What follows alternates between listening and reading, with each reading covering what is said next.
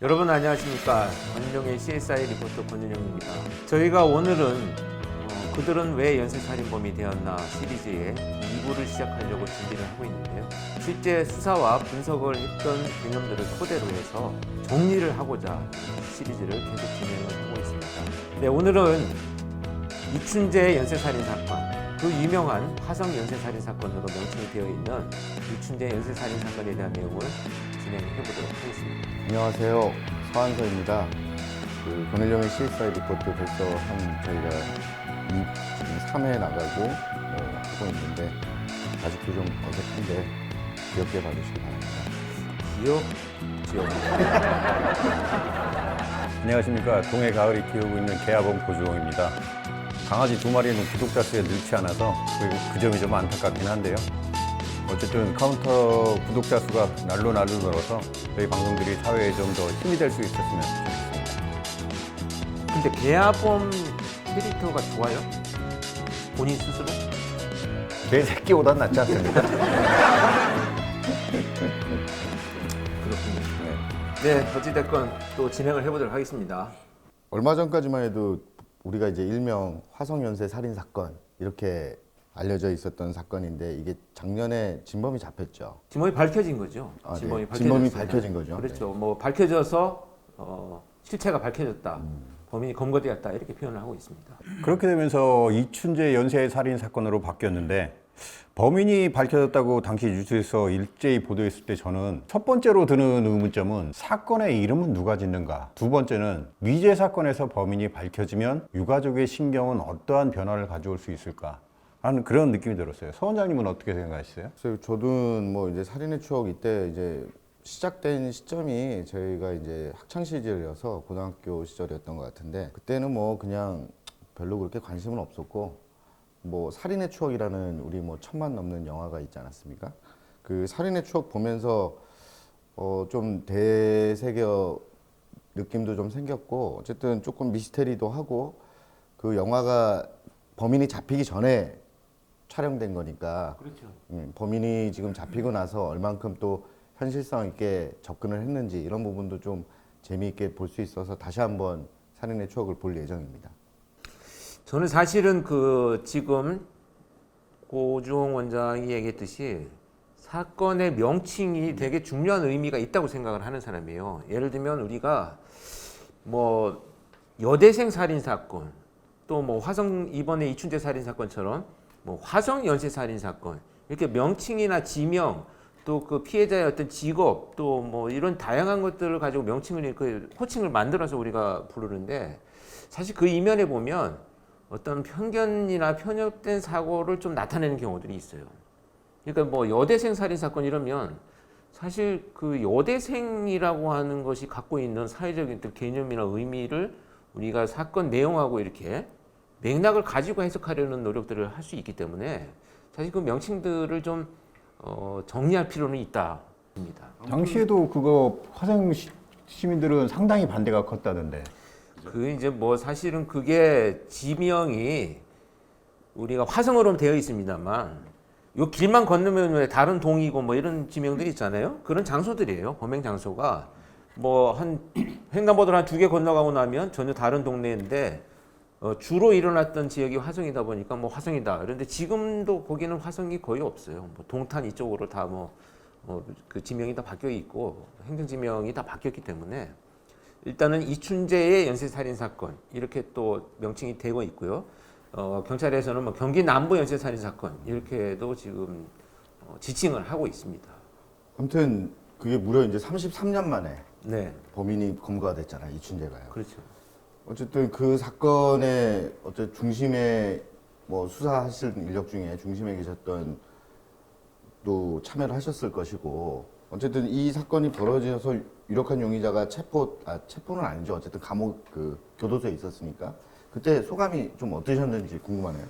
저는 이것이 밝혀졌다고 하는 것을 사실은 언론에 발표되기 전에 수사팀으로부터 연락을 받았어요. 협조 요청이 와가지고 연락을 미리 받았는데 진짜 농담하는 줄 알았어요. 이게 뭐 가짜 뉴스인가? 뭐 이런 생각을 할 정도로 너무 당황스럽고 믿어지지가 않았습니다. 이 이춘재가 교도소에 그동안 있었다라는 것. 이것은 뭘 의미하냐면 그가 계속 다른 사건을 저지르지 않았다고 하는 것. 그나마 그거 하나라도 참 어떻게 보면 좀 다행스럽지 않나. 또 다른 희생자가 나오지 않았다는 측면에서 다행스럽지 않아. 늦게 밝혀진 것에 대한 책임을 묻기 이전에 그나마 좀 다른 피해가 없었다는 것에 대해서 좀 약간은 안도했던 그런 감정을 갖고 있고요.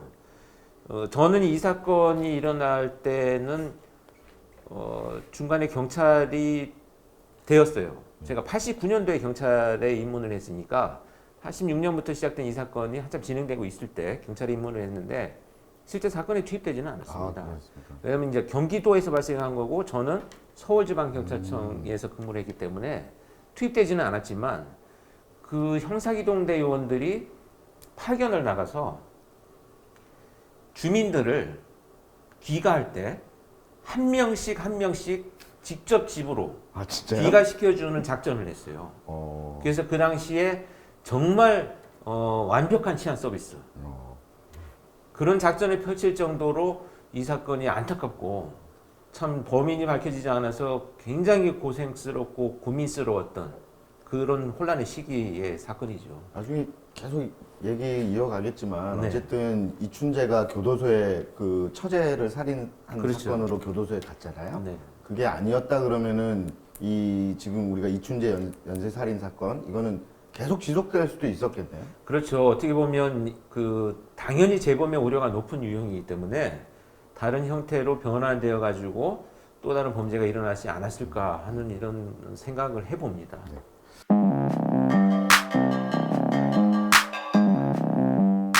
(1986년에) 경기도 화성군 태안읍 안녕리라는 소박하고 평화로운 농촌 마을이었습니다.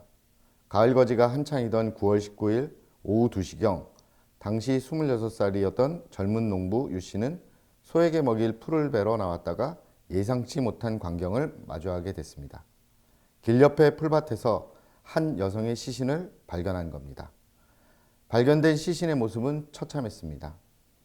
상의는 입고 있었지만 하의는 속옷까지 모두 벗겨진 채였고 두 다리는 무릎을 굽힌 채 복부에 밀착돼 있어 신체 중요 부위가 보이는 상태였습니다. 불상의 범인에 의해 모욕적인 자세로 유기된 시신. 신원 확인 결과 이미 5일 전 실종됐던 71세의 장 씨였습니다. 인근 동네에 살고 있던 장 씨는 9월 14일 밭에서 재배한 채소를 팔기 위해 수원 시내에 나왔다가 안녕리로 시집온 딸의 집을 방문했습니다. 딸 집에서 하룻밤을 보낸 뒤 다음날 새벽 6시경 일찍 집을 나선 이후 행방이 묘연했던 장 씨가 처참한 시신으로 발견된 겁니다. 당시 경찰이 추정했던 범행 시간은 새벽 6시 20분. 딸의 집을 나선 뒤 20분 만에 범인에 의해 공격을 당했다는 겁니다. 범인이 피해자를 풀밭으로 끌고 간 듯 눕혀진 풀 위로 신발과 양말이 이동 경로를 따라 벗겨져 있었습니다. 사인은 액살. 시신에서 정액 반응이 나오지 않아 성범죄는 확인 불능이었습니다. 끔찍한 살인 사건이 발생하자 동네는 물론 화성군 전체가 발칵 뒤집혔습니다. 하지만 이 악몽이 시작된 지 한 달 만에 또 다른 사건이 발생하게 됩니다. 86년 10월 20일 화성으로 맞선을 보기 위해 왔던 25살의 이 씨가 밤 9시쯤 집으로 가는 버스를 타기 위해 길을 나섰다가 범인의 공격을 받았던 겁니다. 3일 뒤 태안의 농수로 안에서 시신으로 발견된 이 씨. 옷은 모두 벗겨진 채 알몸 상태였고 사인은 1차 사건과 마찬가지로 액살이었습니다. 하지만 다른 점이 있다면 시신의 목에는 피해자 본인의 스타킹이 감겨 있었고 가슴과 등 부위를 드라이버 같은 흉기로 4차례 찔린 흔적이 있었습니다. 피해자의 옷들은 농수로 뚝에 버려져 있었고 부검 결과 정액 양성 반응이 나왔습니다. 하지만 혈액 판정은 불능이었습니다. 네, 이렇게 이춘재 연쇄살인 사건의 1차, 2차 사건에 대한 내용들을 들어봤습니다. 말로만 들어도요, 사실 얼마나 잔혹한 행위가 이어졌는지 여러분들 또 한 번 분노하게 만드는 내용들인데요. 이 내용들을 통해서 여러분들이 지금 앞으로 어떻게 사건이 전개될 것인지 굉장히 중요한 의미를 담고 있기 때문에 차분히 한번 지켜봐 주시기 바랍니다. 1차 사건의 피해자를 보면 71살의 어머니셨고 2차 사건의 피해자는 25살의 여성이었습니다. 여성이라는 공통점이 있긴 한데 피해자의 연령이 거의 46살 차이가 나거든요. 연쇄범죄의 경우 연령, 외모, 어떨 때는 직업 그런 공통점이 많은 피해자를 공격하는 경우가 많은 것 같은데 왜 이춘재는 처음으로 그것도 새벽 6시에 71살의 노인을 공격했던 걸까요? 네, 연쇄살인범이 피해자를 선택하는 것은 크게 두 가지 관점으로 나눌 수가 있습니다. 이 첫 번째 뭐냐면 기회가 되느냐. 그러니까 자기가 원하는 선택을 했던 피해자라고 할지라도 기회가 없으면 범행을 하기 어렵기 때문에 피해자 선택을 하지 않고 그냥 기회만 있으면 범행을 저지르느냐 라는 관점을 굉장히 주의 깊게 봐야 되고요. 또 한 가지는 기회는 있지만 내가 선택한 유형의 피해자가 아니기 때문에 공격을 하지 않고 인터벌을 가지고 범행을 하는 경우들이 있거든요. 첫 번째 범행을 아주 취약한 시간대에 혼자 이동하는 나이든 노인, 그러니까 공격을 했을 때 충분히 자기가 성공할 수 있으리라고 하는 대상을 목표로 해서 범행을 저질렀다 이렇게 보는 거죠. 그렇게 본다면 이놈의 범죄는 결국은 우리 사회가 보호해야 될 노인이나 아동 또 뭐 이런 그 공격에 취약한 대상을 선정해서 범행을 저지르기 시작을 한 놈이다. 이렇게 정의를 할 수가 있겠습니다. 지금이야 이제 범인이 이춘재인 걸 알고 그리고 살인 사건을 10건 이상 저질렀다고 자백에서 알려졌지만 당시로 돌아가서 우리가 검토를 해보면 동일범에 의한 연쇄범죄다 이렇게 볼 수 있을까요? 이 시기만 해도 사실 연쇄살인이 일어났으리라고 예측을 하고 수사하는 것은 사실은 없어요. 그러나 당시의 수사력 또는 과학 수사의 어떤 발전상 뭐 이런 것들을 종합적으로 고려해 본다면 두 건의 사건이 동일범이다. 수사본부를 설치해서 이 사건을 한 명의 범죄자로 우리가 단정하고 수사를 해야겠다. 이렇게 전개되지는 않았을 것으로 보여집니다. 제가 좀 궁금한 게 생겼는데요. 2차 사건 피해자 시신이 1차 사건 피해자에서 약 한 500m 정도밖에 안 떨어져 있다 그러더라고요. 그리고 또 그 범인이 두 피해자 모두 그 여성의 중요 부위가 이렇게 완전히 노출될 수 있는 자세로 유기를 했다고 하는데 그 피해자한테는 굉장히 모욕적인 자세지 않습니까?